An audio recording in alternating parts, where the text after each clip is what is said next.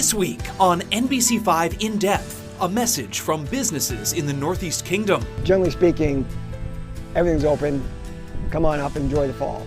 How the all-important travel and tourism sector could help the kingdom in its ongoing recovery from this summer's devastating floods. Plus, Vermont's health commissioner is our guest, answering questions about the potentially deadly Triple E virus. But obviously, one person is too many. Those topics and more this Sunday morning. Good morning, I'm Jack Thurston, and this is NBC5 In Depth. We begin this Sunday morning with a look at the Northeast Kingdom's ongoing recovery from flooding. Multiple rounds of vicious floodwaters struck in July and in early August, destroying roads, some homes, and other property like people's cars. There is still a lot of work to do to get public infrastructure back to 100%, and affected homeowners and renters have long roads ahead of them too. The White House approved a major disaster declaration request for the July 9th through 11th floods, making people in Orleans, Caledonia, Essex, Lamoille, Washington, Chittenden, and Addison counties eligible for individual and public assistance. Another federal farm disaster declaration makes farmers in 6 of those counties eligible for emergency loans as well. And the state is still waiting on another application for a disaster declaration for the late July flooding. Meantime, businesses and destinations in the kingdom have a clear message as summer winds down and the busy fall foliage season approaches. We are open for business, they say. The Great Vermont Corn Maze in North Danville boasts it is the largest corn maze in New England. The 26-year-old attraction draws visitors from all over to Caledonia County, looking to challenge themselves. The owner says following disasters in previous years, including floods, out-of-staters in particular have mistakenly painted all of Vermont with the same brush, thinking because one community might have had a problem, the maze must have been affected too. Not so, he insists. He is encouraging people to do their research and to visit the kingdom in the weeks ahead, saying it could really use some support and tourist dollars right about now. So even after the terrible storms, we can still get everywhere we want to get. And it's not take away from those people that got damaged. I know some roads won't be rebuilt and there's some real serious damage, but there's ways around those. And you can get to where you want to get to. So the really important thing is check specifically where you're going, make a phone call, check the website. We're not going to lie to you. If the road's washed out, I'm going to tell you that. Like I said, maybe there's a road you might want to avoid, but generally speaking, everything's open. Come on up, enjoy the fall. There are new features and challenges for this year, and I can tell you firsthand, this is a very tough maze. Mike encourages people to expect a 3-hour hike if they're doing the big maze, but there's a scenic option that's a shorter and more casual hike through the corn if you don't want any of that frustration. It is open 6 days a week through October 14th, and a heads up, you save money on a ticket by buying online. Another family activity, this one in Greensboro, is a new spin on an old classic. Nice hole-in-one there. The Highland Center for the Arts debuted its Enchanted Kingdom mini golf course this summer. It's a colorful and creative course with handmade features, 9 holes, all installed on the lawn right outside the Arts Center. The organization's executive director says this addition has attracted some people to the nonprofit for the very first time. They often grab a snack in the cafe and check out the exhibit in the gallery while they're there. And the Highland Center hopes those folks will keep coming back for performances or other activities in the future. Certainly a welcome boost after the floods. We're also very resilient. There's strong communities here. We wanted to be part of that and just sort of decide to still inject like a bunch of fun and energy into our summer and still acknowledge what happened, but also try to rebuild, move on. And our golf course is a great example of that because it survived the flooding. We had to do repairs, but we've brought it back, and now we're welcoming people to the Northeast Kingdom. Enchanted Kingdom Mini Golf is open Wednesdays through Sundays until mid-October. It's $5 for adults, $4 for kids. And get this, you're allowed to play multiple times. So maybe play once to figure out the course, then go back through again to try to improve your score. Typically, more than 1 million people come to Vermont during the fall season, leading to several $100 million in consumer spending. And flood-affected regions would certainly like a chunk of that money. We talked with the commissioner of the Vermont Department of Tourism and Marketing about how places hit hard by floods are open for business.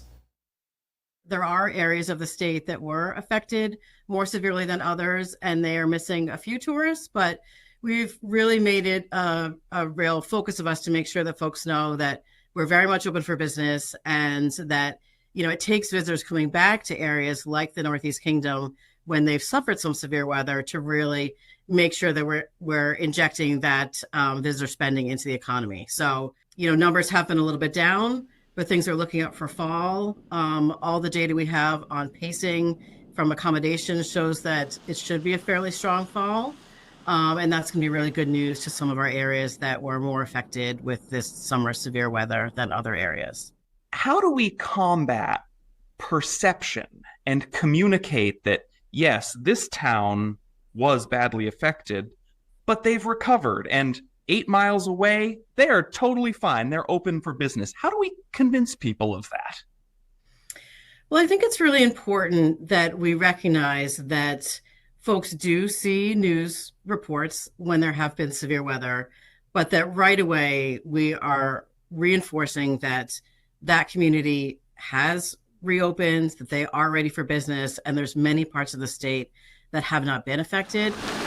We're seeing this throughout the region, throughout the country. And so I think one of the messages that we need to reinforce to people is that it's not as if this is happening just in Vermont, you know, but when it does, we are able to rebound as quickly as we can.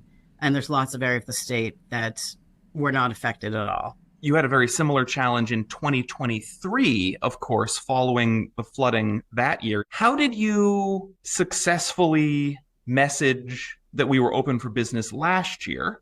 And were there lessons learned from 2023 that you can apply to 2024? We did see the effects of the flooding in 2023 in the general consciousness being much more severe. You know, lots of folks saw very devastating pictures of the state capitol underwater. And so we did run a very deliberate, very much open campaign last fall that was very successful in bringing folks back here. And what we learned this year is that we've certainly have used some of that same messaging again when we do have severe weather events. And also just to keep reinforcing to folks, showing them photos in real time of this is what Vermont looks like today, reassuring their fears that, you know, that was an event that happened, but it's not reflective of what's happening either today or all over the state in general. Thankfully, we were in a different place this year than we were last year. And hopefully going forward, that's something that we can continue to support our communities if they are unfortunate enough to suffer some severe weather, that it won't affect visitation for very long. For fall 2024, are there any specific campaigns going to communicate that we are open for business message? Our messaging for fall of this year is really a continuation of some of the messaging we used last year to make sure folks know that we are very much open, but it's also just to celebrate the broader themes of coming to Vermont in terms of, you know, this is a place where you can relax, spend time with friends and family, you know, so the ads that we have running, which are national, really talk about all the things that you can do here, the different communities that you can visit. So it's really a balance between making sure that folks know all that Vermont has to offer at any time, and also at the same time that we are very much open and we can't wait to welcome visitors here. We spoke about the Northeast Kingdom. The Mad River Valley is another place that was very affected by the flooding this summer, and that's another place that is very dependent on fall foliage. Are you seeing anything specific to the valley and how they're coming out of this summer's challenges? I think in any area of the state, like the Mad River Valley, that did suffer damage this summer, that it's really important that we continue our messaging to let folks know that Vermont is very much open. We want visitors to return. I was actually in the Valley this weekend over Labor Day, and there were lots of people around. So that's wonderful to see that folks are coming back.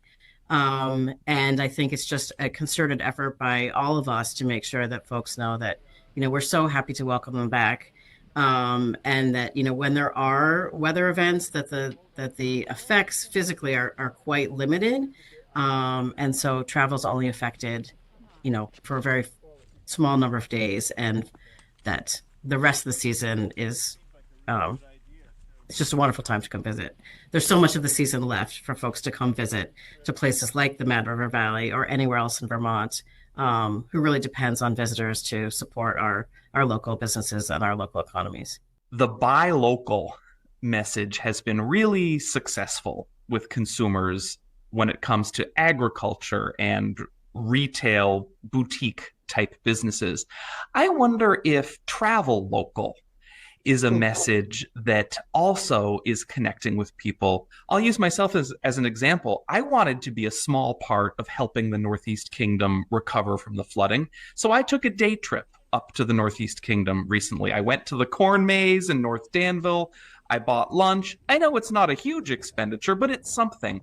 Can all Vermonters be a part of helping communities like the Kingdom recover after a disaster like that?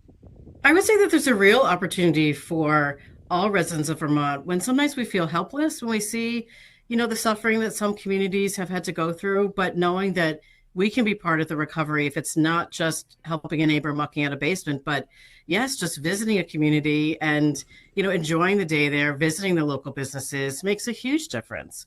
I think it's a psychological boost to residents in that community when the downtown feels full.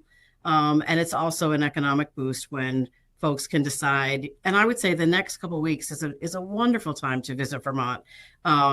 Before maybe we see some of the larger crowds that we will see in peak fall foliage, but September is such a wonderful time to travel around the state. I would say you can't pick a bad destination to do a day trip and just discover what you might along the way. Zoom out beyond flood affected communities like the Northeast Kingdom, like the Mad River Valley, and speak statewide. What are some trends, some indicators that you're looking at in order to perhaps predict how our critical fall tourism season may go? So we're excited that from what we see from the data that it should be quite a strong fall foliage season. We see that pacing data on accommodations is up over where it was last year, which is great to see. I will say that one of the trends that we are seeing here in Vermont, similar to nationally, is that folks are making their decisions much closer to the event when they're traveling, so shorter booking windows. That's a trend we're seeing, that folks are deciding to maybe see what the weather's going to be like, in a 10-day forecast or even this coming weekend. And that's really a benefit to Vermont because so many of our visitors come from the drive market. So somebody in New York or Boston, when they see a great weather forecast, they might make that last minute decision to say, hey, let's go up to Vermont. So shorter booking windows is a trend that we are seeing all over the state. But right now, all the data we have is looking positive for a good fall foliage season, which is so critical to our economy. We're not seeing the types of visitation numbers and travel spending we did coming out of the pandemic when folks were so anxious to go anywhere and everywhere. But there's been so much change in the industry over the last couple of years that it's a little hard to know what the new normal is. But I think there's still that desire that folks, want to get away, especially when they see that the weather's good for the weekend. Gas prices are always changing a little bit, so it's not that that's going to keep them away. It's really, what's going to ignite their spirit to say, you know what, now's the time. Let's get in the car. Let's go someplace beautiful. Why not Vermont? Well, if people are making last minute decisions, I imagine something like a gorgeous fall foliage picture appearing on their timeline might help convince them, yeah, I want to go up there. Yes. Vermont is such an amazingly beautiful place in the fall. We enjoy every year showing photographs far and wide about just what people can experience when they come here. So we really look to inspire folks that this is the place where they need to be.